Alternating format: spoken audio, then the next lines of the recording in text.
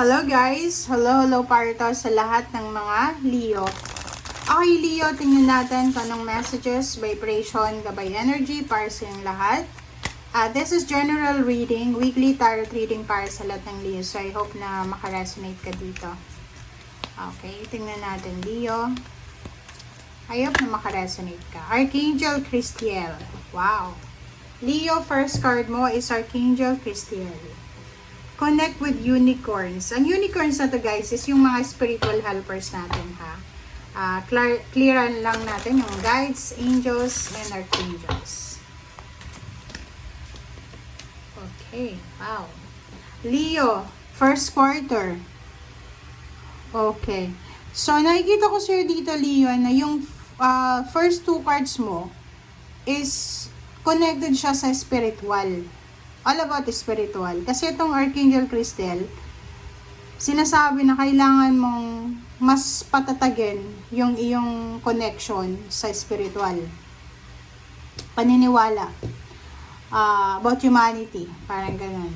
So, sinasabi ng barahan na tanggapin mo kung ano man itong enlightenment na posibleng ibinibigay sa iyo ng universe. Kasi minsan, meron tayong enlightenment na ayaw natin tanggapin. Diba? In denial tayo or yung iba talagang nire-reject. So, dito sinasabi, ano man itong mga mangyayari sa'yo, Leo, na talagang nakatadhana, it's time to commit na. It's time to, kumbaga, makipag-commit ka na sa Panginoon, sa universe na kung may mga bagay-bagay kang kailangan baguhin sa sarili mo, baguhin mo na.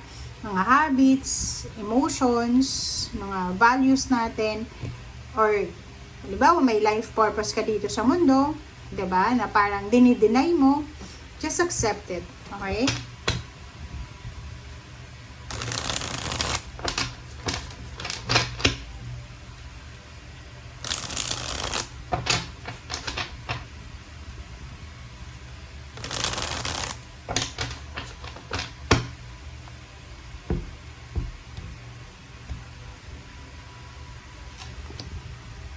Okay, Leo.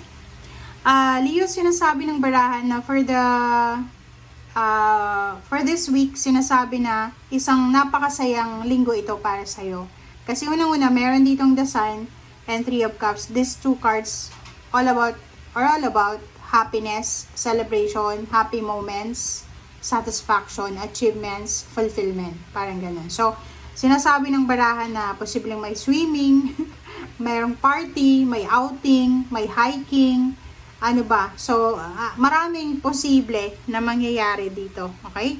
Maraming possible na, kumbaga, magandang mangyayari na pwedeng magdala sa'yo ng happiness, ng satisfaction. Okay, next card natin is Knight of Cups and Ten of Pentacles. So, wow.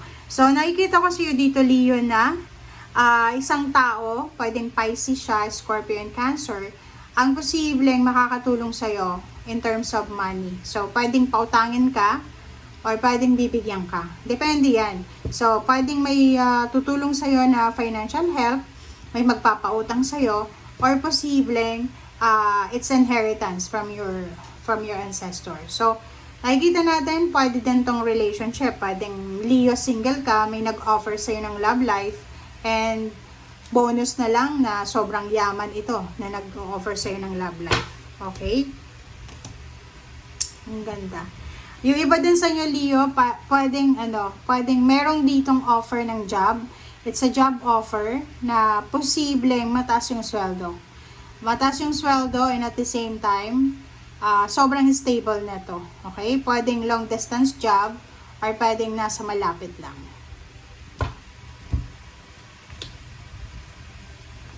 Okay, next card natin is King of Pentacles and the High Priestess. So, these two cards, sinasabi ng baraha sa inyo na meron kang mga, kumbaga, matatanggap na synchronicities, symbols, signs, through panaginip, through intuition or instinct natin.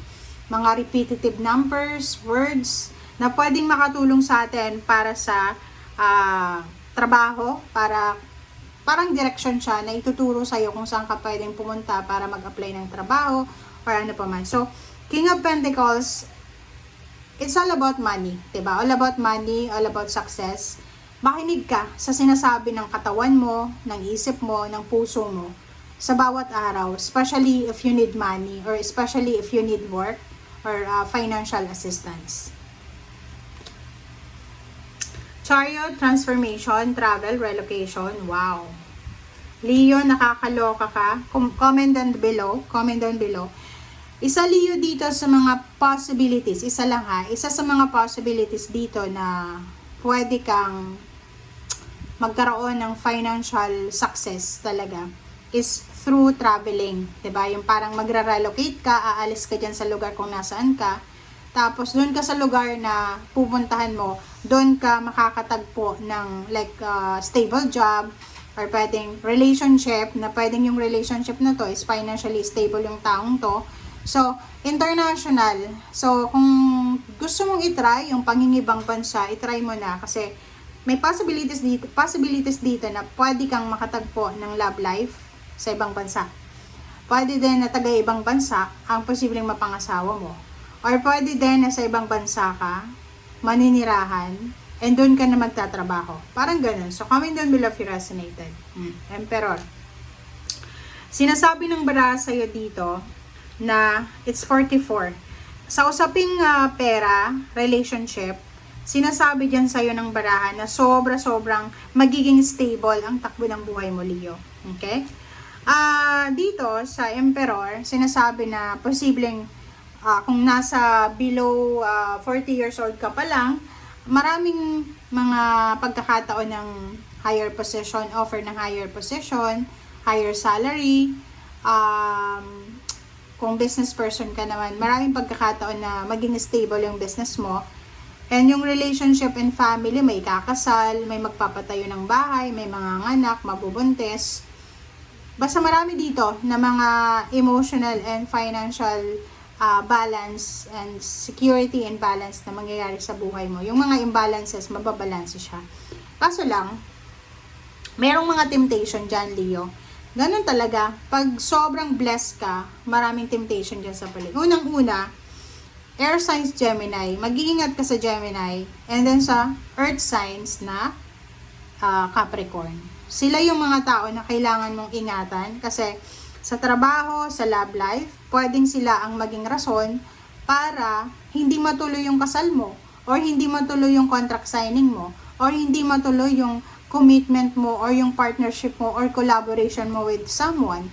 So, ingatan mo kung ano yung meron ka sa ngayon and mag-ingat ka sa mga Gemini and then Capricorn. Okay?